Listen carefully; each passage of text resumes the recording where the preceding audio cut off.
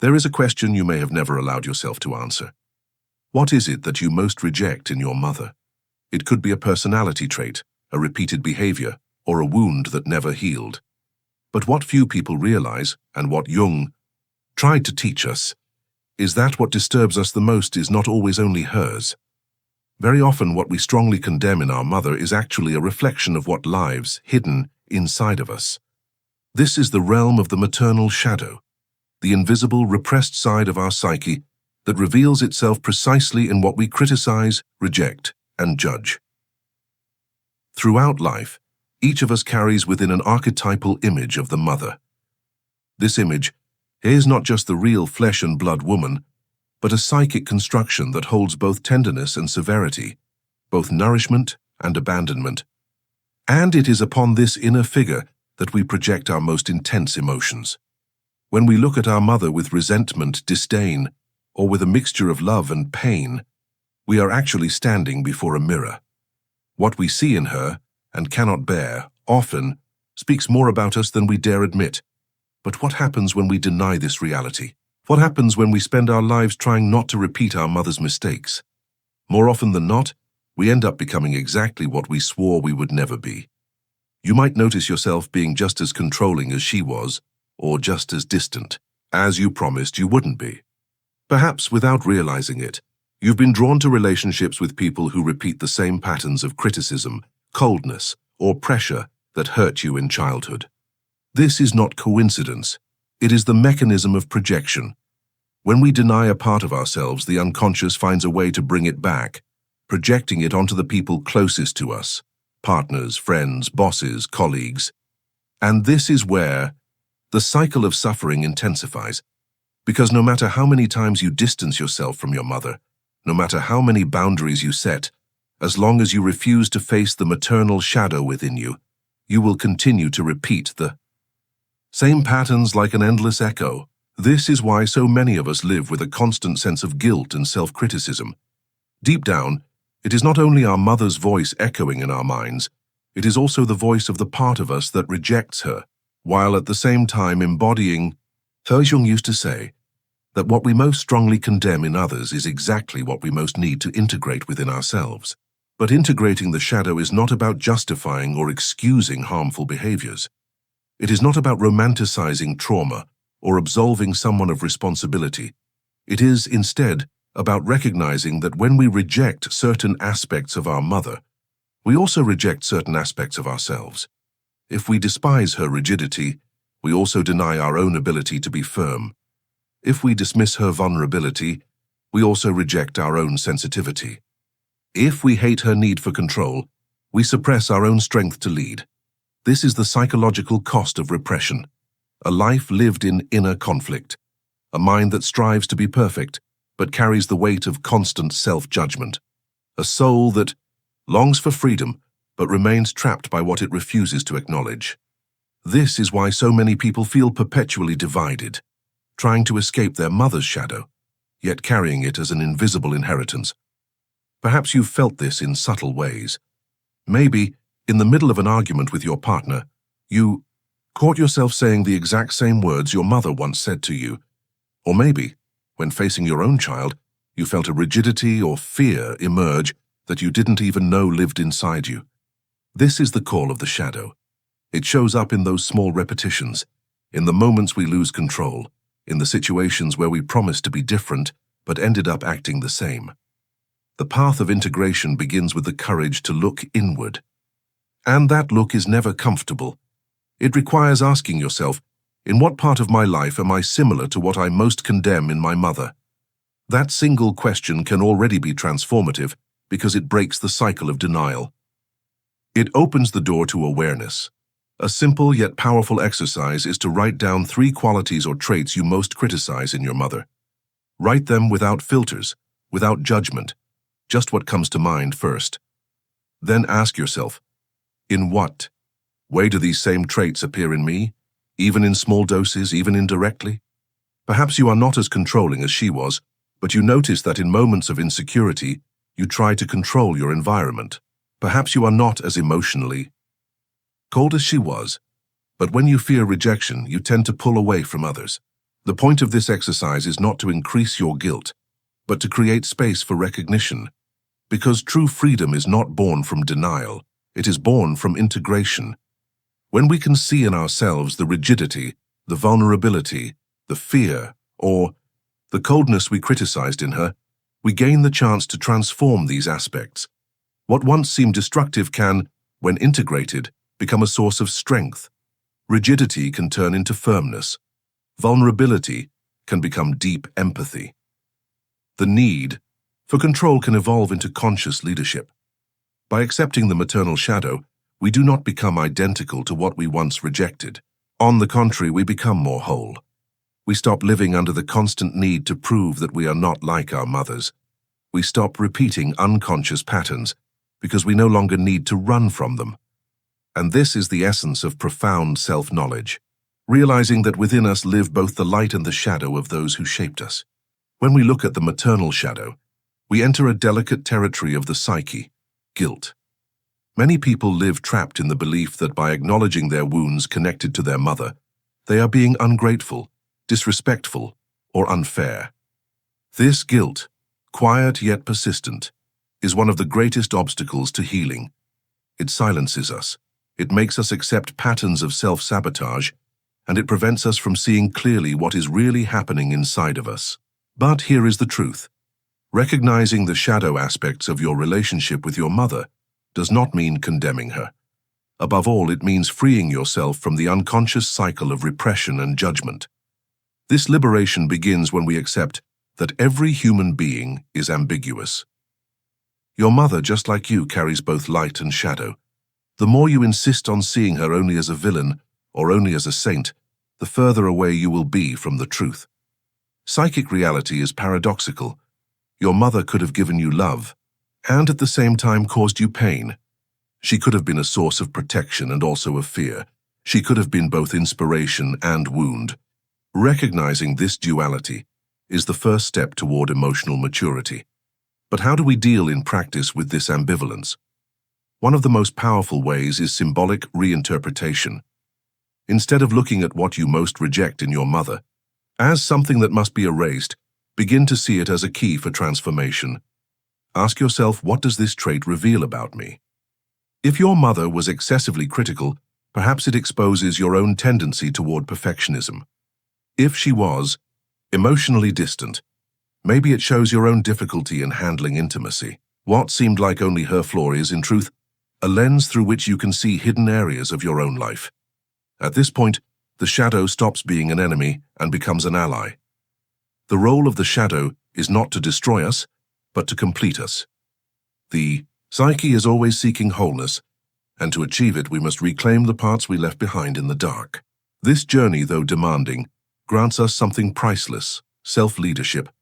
Because when we accept our shadow, we stop being unconsciously driven by it. We stop acting automatically, repeating patterns without awareness. We begin to choose, with greater clarity, who we truly want to be. Imagine for a moment what your life would look like if you could let go of the constant need to prove that you are nothing like your mother. Think of how much weight would be lifted off your shoulders if, instead of fighting against that psychic inheritance, you could integrate it with maturity. That is precisely what accepting the maternal shadow offers, a life with less inner resistance and greater authenticity. A second exercise that can be deeply revealing is creating an emotional timeline. Take a notebook and draw a line that represents your life, from childhood to the present. In each phase, mark situations where you noticed yourself acting in ways similar to what you most rejected in your mother. Maybe in adolescence you became overly critical of yourself, echoing her voice. Maybe in adulthood you withdrew from others, repeating her emotional distance. By seeing these moments in sequence, you will realize that the shadow doesn't appear randomly. It follows a pattern. And once you recognize that pattern, you can begin to break it. But it is important to understand, breaking the pattern does not mean eliminating it. It means transforming it. The shadow, when denied, dominates us, but when acknowledged, it can become a source of wisdom. The rigidity you reject can turn into discipline. The criticism you condemn can transform into discernment. The vulnerability you dismiss can become deep sensitivity. Nothing needs to be discarded. Everything can be transmuted. This process of integration requires patience and compassion. Be gentle with yourself when you notice echoes of your mother in your actions. Instead of blaming yourself, say, "I recognize this trait. It is part of my psychic inheritance, but I can transform it." This simple shift in perspective is revolutionary because it removes the weight of judgment and creates space for learning, and there is something even deeper to recognize. By integrating your maternal shadow, you not only heal yourself, but you also heal future generations. Often we unconsciously repeat what our parents lived through simply because they never had the chance to free themselves. By accepting your shadow, you break invisible chains that could extend to your children, your nieces and nephews, or even those who look up to you. Healing is not just individual, it is transgenerational. The greatest gift you can offer yourself and the world is the courage to become whole. And wholeness does not come from perfection, but from accepting that we are made of both light and shadow, of love and pain, of strength and fragility. Your mother, with all her imperfections, was also a mirror guiding you toward this path. What once appeared only as a wound may, in fact, be the very portal to your inner evolution. In the end, perhaps the most important question is not, "What do I reject in my mother?" but rather, "What does this rejection teach me about who I am?" Because when you can answer that question with honesty, you no longer have to live imprisoned by guilt, repression, or self-judgment. You can, at last, live as a whole being, aware of your shadows and radiant in your authenticity. Maybe by now you've realized that this journey is not really about your mother, but about you. The maternal shadow is only the first and most intense face of the mirror.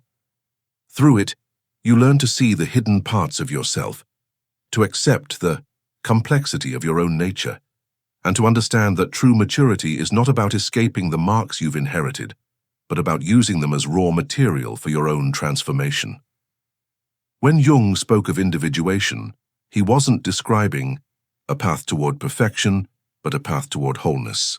And being whole means recognizing that within you lives both the light and the darkness of those who came before. What you reject in your mother, once embraced, stops being a burden and becomes a resource. Instead of fighting against the inner voice that criticizes, pressures, and limits you, you can learn to dialogue with it, to welcome it, and to weave it into your personal story. Perhaps until now you've lived trying to be different.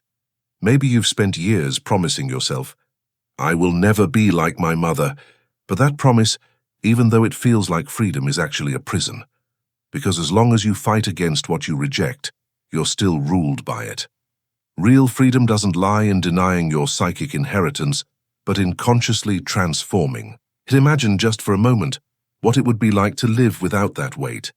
What if you could look at yourself with compassion, knowing that even the parts you fear the most are actually opportunities for growth? Imagine looking at your mother, not with resentment or idealization, but with understanding. To recognize that, just like you, she carried her own shadow. That she, too, was once a daughter.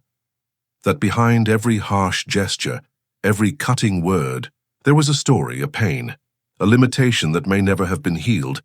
This vision doesn't excuse, it humanizes. And it's in the moment we humanize the other that we finally free ourselves. The maternal shadow, when faced directly, ceases to be a ghost and becomes a silent teacher.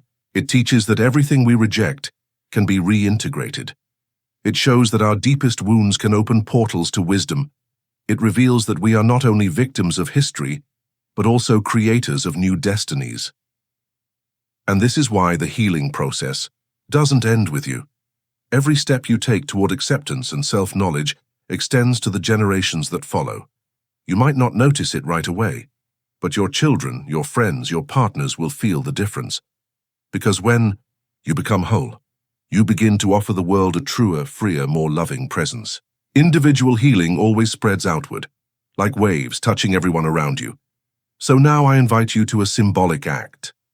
Close your eyes for a moment and bring to mind the trait in your mother that bothers you the most. Notice how this image appears within you. Take a deep breath, and instead of rejecting it, say to yourself, "I recognize this shadow, I welcome it, and I transform it." Repeat it as many times as you need. This simple act is a first step toward integration. And each time you practice it, you're training your psyche to accept paradox, to live with ambivalence, and to turn pain into wisdom. In the end, this is what it means to become whole. Not erasing the shadow, but walking with it. Not denying what we've inherited, but giving new meaning to that inheritance. Not freeing ourselves from the mother, but freeing ourselves from the battle against what we've rejected in her. Because in a way, when we embrace this shadow, we also free her. We also heal her, even if she is no longer physically present in our lives. And maybe this is the greatest revelation of all. By healing your inner relationship with your mother, you don't just heal yourself, you also heal the part of her story that lives within you. You heal the little girl she once was, the daughter she once tried to please, the woman who carried her own shadows without ever naming them.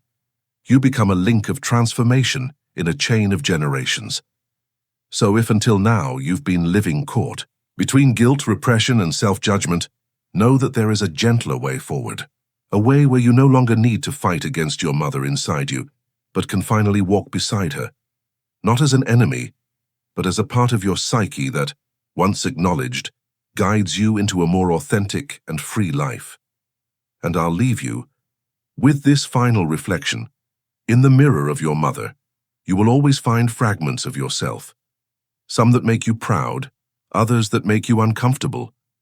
But only when you allow yourself to see them all do you begin to discover who you truly are.